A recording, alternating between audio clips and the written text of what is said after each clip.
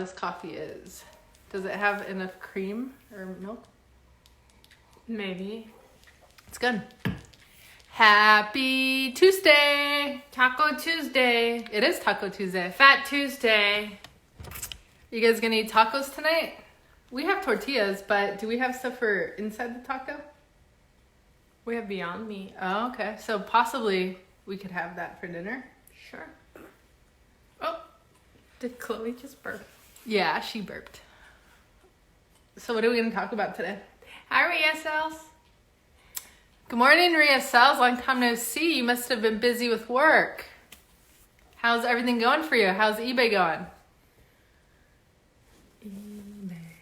Today, we're going to talk about vintage items. Well, vintage clothing. Yeah, vintage clothing. Vintage clothing. Yeah. Do you sell vintage clothing, Ria? Everything's going good? Are you busy with your secular job? Yeah, we figured. Yeah, it's been busy. Gosh, I was busy yesterday doing school stuff until like 10 o'clock at night. I'm so exhausted. Definitely abnormal, not like what I usually would do, but I'm still grateful that I have a job. Yeah, sometimes you think when you're home you have less work, but it feels like there's more work. It does, huh? And it feels like you don't know when to stop working. Are you just saying that because everyone says that, or do you really no, feel that way? I don't know when to stop working, but yeah. I mean, we do have our routine at home. Like, I know. You know, we do the same thing every day. We wake up, walk the dogs, do our live, go to work, stop, take the dogs in the backyard, feed them dinner, eat dinner, work. List. Speaking, 17 items. List. Did you list last night? Yeah. How many? Maybe 10. 10? Okay, so we tried for 17, but you did 10. How about on OfferUp? 10? So 10 So 20. all across the board. No, OfferUp is OfferUp. No, it's another platform. So did you do 10 on 4 platforms and 10 on yeah, OfferUp? Correct. Okay, that's cool. Hello, Jimbo Murdoch. How you doing this morning? Thanks for joining us. We're going to discuss vintage clothing today. And good morning, VNG 1215.8 Finds. How you doing this morning? Do you guys sell any vintage clothing? If so, do you have any tips? Yeah, so let us, please join the conversation and let us know what you know. Share what you know. We do upload to our podcast, so, we say your names and they will be recorded and uploaded to our podcast. If you guys have any questions during this live, please hit the question mark sticker so we could display your question. Sometimes it's hard to read with all the stuff that we have going on the screen. Also, cheers if you have your cup of coffee. Is there another word for coffee? You don't say cheers to coffee, right? So do you guys have any tips and tools to spot a vintage item when you go sourcing? How do you know when certain items are vintage? Let us know. Would love to know. All right, we're just going to get into it now. So what's considered vintage? Do you guys know? So we found that between 20 and 75 years is considered vintage. So we're in the year 2020. If you're looking around, what's the key year to look for right now? 2000. 2000 or 1999. So 2000 or 1999, right? And so if it's less than 2000, between 1 and 20 years old, there's no special name, although you said that you found the name called thrift. Yeah, so I've learned that 1 to 20 years would be called thrift, and 70 years and above would be considered antique. There you go, 75 years and above, right? 75 years and above. I just thought it was 100 years or something was antique, but it's actually about 75 years. Cool. Yeah, 75 years. VNG 1215.8 Finds says, I don't know much about periods, but I look for one made in the USA. Good, that's a good one. On jeans and 2 bigger labels. Oh, that sounds right. Pretty good too. Yeah. Okay, so good morning, Poshy Mama 3. Good morning, Trish Fan 99. Happy Tuesday to all of you. Happy Tuesday. Good morning, the KY Closet. Happy Tuesday. So today we're going to briefly talk about some of the main brands and how you identify if they're vintage or not. And then we have a couple of tips. You know, this is not everything, but I think these are some good tips to kind of help you figure out if something's vintage when you go shopping. Yeah, but so what do you think of vintage? Like, is it trendy? Does it make a profit? Is it popular? So I think depending on the brand and the style and the design, if something is vintage, you can certainly mark up the price because it's rare. And vintage is like the cool thing now. Yeah, what do you guys think? Is vintage hot now? What are your guys' opinions? Put it in the comment below. I was doing a little bit of shopping for my brother yesterday. It was his birthday recently. And I went online to buy him some like clothes. And I noticed as I was shopping, for young men, there's like old brands that were popular in the 90s, like Esprit. Do you remember that brand? Yeah. So they literally have t-shirts that are Esprit brand selling right now in the year 2000. I used to shop there all the time. I used to shop there all the time too. And they also had, I think they had Jordache. Oh, really? I think so. Oh, wow. I think so. There were a couple of, and then Tommy Hilfiger was huge in the 90s. Yeah. And it's like, there's no way you would have seen that in the stores like 10 years ago, even 5 years ago. But it's like super hot now. Before the quarantine, I used to see my students wearing like Fila. Of course, that was huge in the 90s.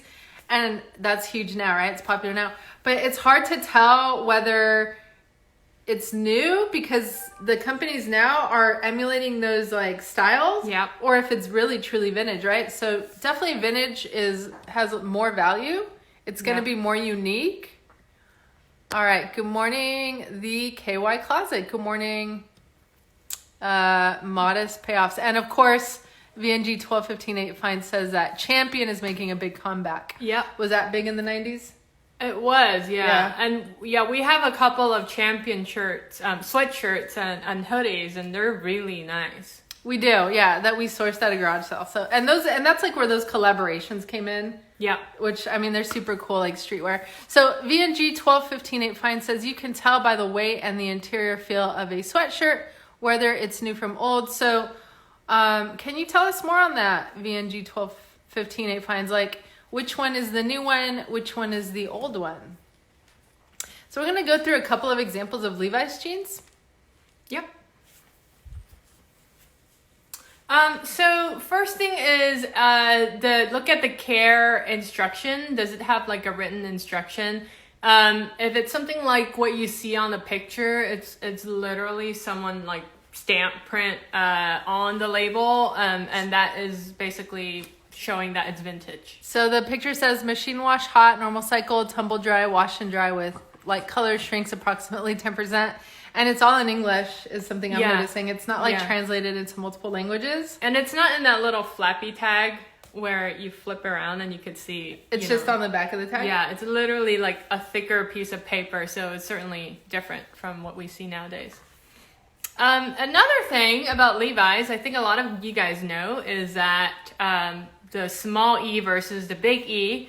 So since 1971, they have shifted the letter E to a small letter E. So if you go shopping and you see Levi's that have a capital E and look at the condition of it, that would be an indicator that it's vintage. Yeah, and Levi's are like still hot. It's almost like they just never go out of fashion. VNG 1215 Fine says that the newer stuff is lightweight. It's not as sturdy, likely not 100% cotton mixed material. Yeah. And Six Creative Concepts, good morning. How are you? Big hello to you. Thanks for the tip, VNG 1215 Fines. That definitely the material also is an indicator. So there's so much more to finding out what's vintage or not. So we're just giving an overview. So the next example is Ralph Lauren. And Ralph Lauren is another popular brand. If you could see from this photo, this is the sweatshirt that we sold on OfferUp. We found this sweatshirt at a garage sale for $2. I remember when we bought it, I thought it was really cool looking. Just the style's awesome. And I remember at that time, we didn't really know that Polo Ralph Lauren, by the way, Bolo, right? Be on the lookout for Polo Ralph Lauren. Sells for so much. So as soon as we put this up on eBay, we were getting all sorts of requests for the item. And one way you could tell for Ralph Lauren is the tag. If you look at the pictures here, you could see the tags from 1970s to 1990s. And 1990s include Polo Sport, which is what we're going to talk about. Yeah, there's Polo by Ralph Lauren, and then there's Polo Sport, and they're both pretty good finds if you find them. And this is the tag from that sweatshirt that we sold. So you could see the picture from 1980s, right? Yeah, and so this picture is good. If you find something with that, tag on it, it's a good indication you might make some good money. Yep. So talking about money, Polo Sport, this is a vest that we found at a garage sale. We bought it for almost $3 and we sold it for $200. So speaking of pricing, you got to know how you price your vintage items and how much they're worth. So definitely do your research. This is a Polo Sport. So this would be the logo that 90s. You see in the 90s. Still super popular. It was a beautiful vest. And one other thing, if you guys are familiar with Ralph Lauren, they used to use a bear as their design. So here's the thing though, because they are reproducing vintage items again. They're producing new vintage items with bears. Just make sure you check out the tag and the design and making sure like, hey, is this vintage? Usually, it's really hard to find these bear shirts. This is not ours. I found it online, but be on the lookout for that. And those will go for a good amount of money too. The last brand that we're going to talk about is Nike. So these are the different logos for Nike from 1978 to 1993. It's crazy. The logo from 1978 is actually a pinwheel. But it's basically they simplify it and they make it a swoosh after 1980. So I really want to find a pinwheel logo tag. I've never seen a pinwheel logo That's tag. so crazy. Have you guys? VNG 12158 Fine says, yes, those bears are popular. I'm trying to convince my husband to let me have his sweatshirt to sell. Yeah, that's super rare. So I know. And like when we get rare things like that, it's hard to sell. Like, yeah, we want to sell it, but sometimes we really want to keep it. So, I mean, the struggle is real on that. So if you're shopping for shoes, sneakers, a lot of people are aware of this, but if you're not, if you want to know if the pair of shoes are vintage, look underneath the little tag. There's a little tag under the flap. What do you call that? The tongue of the shoe. Is that what you call it? Yeah. The tongue of the shoe. On the left side, there is a date that says when the shoes were manufactured. So that way you could tell if it's vintage. Yeah, and I wonder how far back does that date go? Like when did they start putting the date on there? I think for a while. For a while now? Yeah. Wow. I just heard actually on the news, the oldest pair of Jordans sold for over $500,000. Oh my gosh. That's really crazy, huh? Wow. Yeah, it was the first pair of Jordans that came out. So some other tips that we're going to talk about, how to identify if a t-shirt is vintage. So the first thing is, the easiest way to find it is single stitch versus double stitch. I'm currently wearing a double stitch shirt. If you could see, there are two lines here. That is considered double stitch, and it would not be considered as vintage. Single stitch, however, is very thin, and you would only see one line. Yeah, so have you guys run across any single stitch shirts out there? Because you can definitely price those up. And like, where are you selling your vintage clothes? Like, are you selling them on Etsy or Poshmark or eBay? We notice like we don't get as much money for vintage on like, what do you call it? On Poshmark. Poshmark, yeah. Yeah, but eBay does fairly okay. And you can also send in some vintage high-end things to The Real. I don't know if ThreadUp does vintage. Do they specialize on vintage? No, but you can still sell it. Yeah, but you can still send it in, and definitely Etsy is a good place. So, all right, so a little more on single stitch. Good morning, Mrs. Taylor 503. Happy Tuesday. Single stitch refers to the prevalent mode of construction in vintage t-shirts. Specifically, it refers to the finishing on the cuff, hem, and shoulder of the t-shirt, where a single line of stitching secures the fabric edge. On most contemporary t-shirts, your standard Gildan, for example, a double row of stitches is used. So if you guys can, again, check those shirt stitchings, because even if it's not like a popular brand, the fact that it's vintage, you can raise the prices on those. So, And yeah, like I said, I was doing shopping for my brother yesterday, and the clothes were on sale. I was able to get really good deals on brand new t-shirts. And actually, we saw our t-shirts on Poshmark for more money than the shirts I bought my brother brand new, same brand. So, I mean, we really love selling t-shirts because they're just so simple and fun.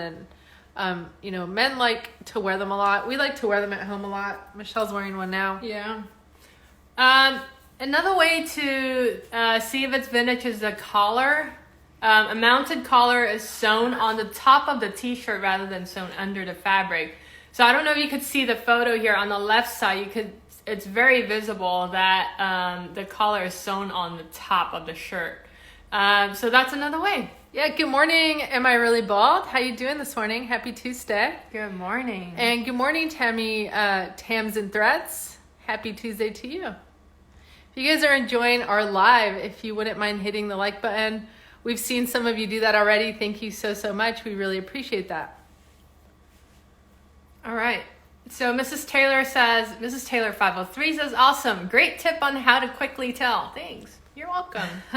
Yeah, we also have like another podcast where we interviewed Johnny from Threadhead Apparel. And he talks a lot about vintage sportswear. So if you guys want to check that out. Good morning, A Reseller's Passion. And A Reseller's Passion said I was on my other page. Yeah, we noticed that. Yeah, you have quite a few pages going, right? So, okay, another way to tell is lot and style number. In the old days, people usually put the lot and style number underneath the tag. This is a shirt that we got from an estate sale.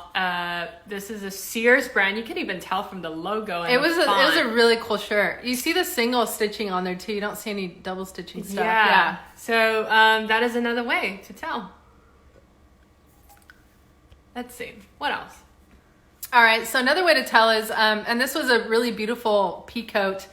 Good morning, my web promos. Thanks for joining us. Is that the vintage clothing will have city names on the tag. I know some of you that are present now sell vintage clothing. So if there's anything you guys want to add to what we're saying, we would love to learn. And I'm sure we all want to learn. So please put it in the comments if you don't mind. Here's a couple of examples of some of our clothes. We have a vintage Christian Dior loungewear. Really beautiful velvet. That should be going right now, but it's kind of fancy. And then you see where it says Paris and New York. We had on that orange pea coat that you just saw, Ruby Salter said it was Columbus, Georgia. So that's kind of cool. I think that's kind of coming back now. It's becoming popular, like, little clothing stores in Los Angeles. It will say like made in LA. I think that's kind of starting to come back. Yeah. All right, so the last tip that we're going to share is made in the USA. Someone had suggested earlier that if it's made in the USA, definitely they used to make all their clothing here and before they outsource everything to other countries. So this is a Brooks Brother trench coat that we found at a garage sale. I think we got it for like $2 or something. It's a really beautiful trench coat. I think it has, the pattern has like magenta, right? Little tiny lines in it. Yeah, little really tiny pretty lines. And it certainly says made in the USA. That sold like hotcake. That went really fast. Established in 1818, made in the USA. If you see that now, it's like so attractive because it's been so long since we've seen made in the USA on things, right? Yeah. So.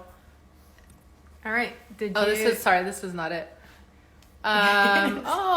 We're missing our little, I don't have it. Okay, so let's see here. Good morning, Lomer. So if you guys have any questions, if you don't mind putting them in the little sticker area minute because we want to. Don't leave. We have something we want to share with you. Here you are. I hope you didn't leave. That worked. Yeah, because we have something we want to show you. So thanks for staying here. There we go. All right. So we just finished. Thanks for staying. We just finished our first cup of coffee. But as this cool little vintage ad says, coffee makes work lighter and life brighter. So have another cup. All right. Anything else you want to say? Oh, we have a question. We have a question. All right. We do have a question. All right. Here we go. So TrishFan99 said on the Nike shoes, is there a way to tell if it's youth or men's or women's? That's a really good question, Trish. I'm going to go back to the Nike shoe sticker really fast. I bet they have certain codes in there that would say if it's for men or women.